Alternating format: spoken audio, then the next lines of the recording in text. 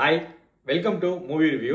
இன்னைக்கு நம்ம பார்க்க போறது பிரதீப் ரங்கநாதன், மமிதா பைஜு மற்றும் பலர் நடித்து கீர்த்தீஸ்வரன் இயக்கத்தில் சாய் அபயங்கரோட டெபியூ மூவியா வெளிவந்திருக்கிற டூட்.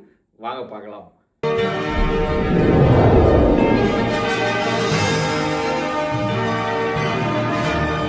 இந்த படம் பார்த்தீங்க அப்படின்னா இது வந்து ஒரு ரொமான்டிக் காமெடி மூவி வித் ஒரு சென்சிபிளான ஒரு டாப்பிக்கையும் எடுத்திருப்பாங்க இந்த படத்தில். இந்த படம் ஸ்டார்டிங் வந்து எப்படின்னா எடுத்த உடனே வந்துட்டு கேரக்டர் இன்ட்ரோ, அதோட எஸ்டாப்ளிஷ்மெண்ட் அப்படின்னே ஒரு 40 மினிட்ஸ் போகும். அந்த 40 மினிட்ஸ் வந்து கொஞ்சம் டல்லாக இருக்கிற மாதிரி இருக்கும். அதில் ஒன்னே ஒன்று என்னன்னா மமிதா பைஜோட கியூட் ரியாக்ஷன்ஸ் வித் பிஆர் வந்துட்டு கொஞ்சம் நல்லா இருக்கும் பார்க்கறதுக்கு.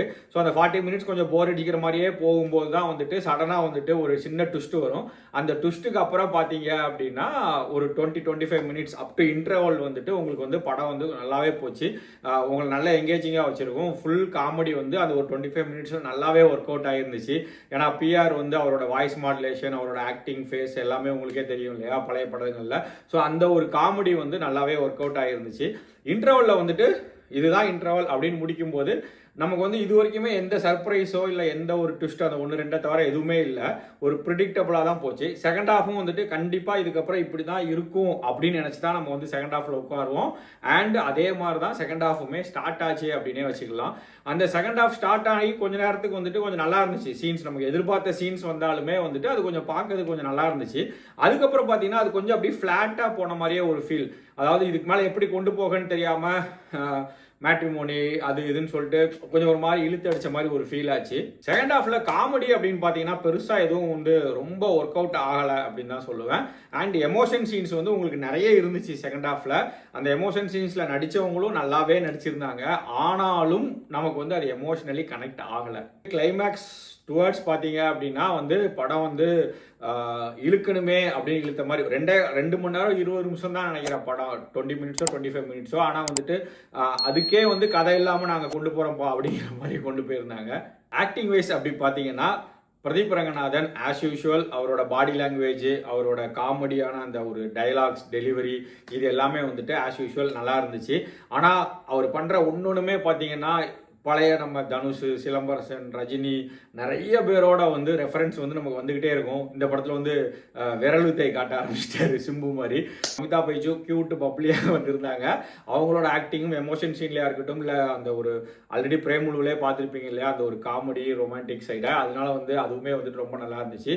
பிரதீப் ரங்கநாதனாக இருக்கட்டும், மமிதா பைஜுவாக இருக்கட்டும், அந்த பாத்ரூமில் உட்காந்து 2 பேருமே அழுவாங்க. அந்த சீன்லாம் வந்துட்டு 2 பேருமே வந்து பிச்சு படல் எடுத்திருந்தாங்க.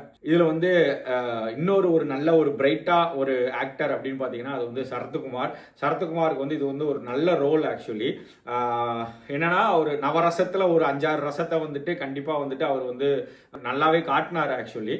ஸோ அவரோட கோபமாக இருக்கட்டும், இல்லை அந்த வெர்சட்டைல காமெடியாக பண்ணுறதா இருக்கட்டும், ஃபன் பண்ணுறோண்டா அப்படிங்கிற மாதிரி ஒரு மினிஸ்டரு. ஆனால் வந்துட்டு அவர் அந்த லெவலுக்கு ஃபன் பண்ணி யாருமே கண்டுக்காமல் இருக்கிறாங்கிறதுலாம் வந்து ஒரு இல்லாஜிக்கல் தான். பட் ஸ்டில் வந்து அவரோட கேரக்டர் அவர் பண்ணின விதம் நல்லா இருந்துச்சு. பட் அவரோட கேரக்டரைசேஷனில் நிறைய கொஸ்டின் மார்க் இருக்குது.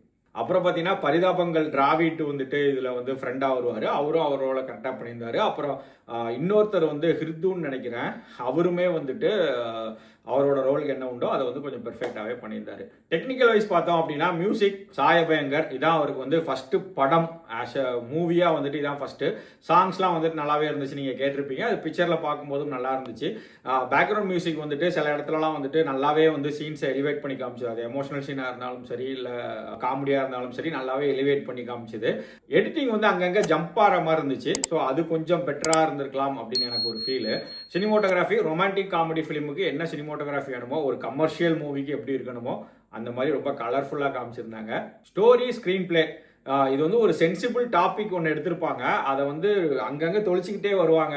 இப்படிப்பட்ட ஒரு டாப்பிக்கை எடுத்து இவர் வந்து ரொம்ப ஒரு காமெடியாக அதை எப்படி சொல்லணும், ஆனால் அந்த விஷயத்தையும் அந்த டைலாக்ல எப்படி டெலிவரி பண்ணணும் அப்படிங்கிறதையும் வந்துட்டு கீர்த்தீஸ்வரன் கரெக்டாக பண்ணியிருந்தாரு. அதனால தான் ஒரு டிராபேக் என்னன்னா அவங்க சொல்ல வந்த மெசேஜோ இல்லை எதுவுமே வந்து நமக்கு வந்து மண்டையில் ஏறவே செய்யாது. ஏன்னா அவங்க சொன்ன விதம் அப்படி ஃபுல்லாகவே வந்துட்டு ஒரு காமெடியாகவே போயிட்டு இருக்கும். ஒரே ஒரு சீரியஸான டைலாக் வரும் அந்த ஒரு சென்சிபிள் டாப்பிக்கை வச்சு. ஸோ அப்படியே போகும்போது அது நமக்கு வந்து டக்குன்னு வந்து மைண்டில் ரெஜிஸ்டர் ஆகாது. எடுத்துக்கிட்ட கதை கமர்ஷியல் அதுக்கு வந்து ஒரு ஜஸ்டிஃபை பண்ணியிருந்தாங்க. பட் இன்னும் ஸ்க்ரீன் பிளேல கொஞ்சம் ஒர்க் அவுட் பண்ணியிருந்தா இன்னும் படம் வந்து ரொம்ப ரொம்ப ரொம்ப ரொம்ப நல்லாவே வந்திருக்கும்.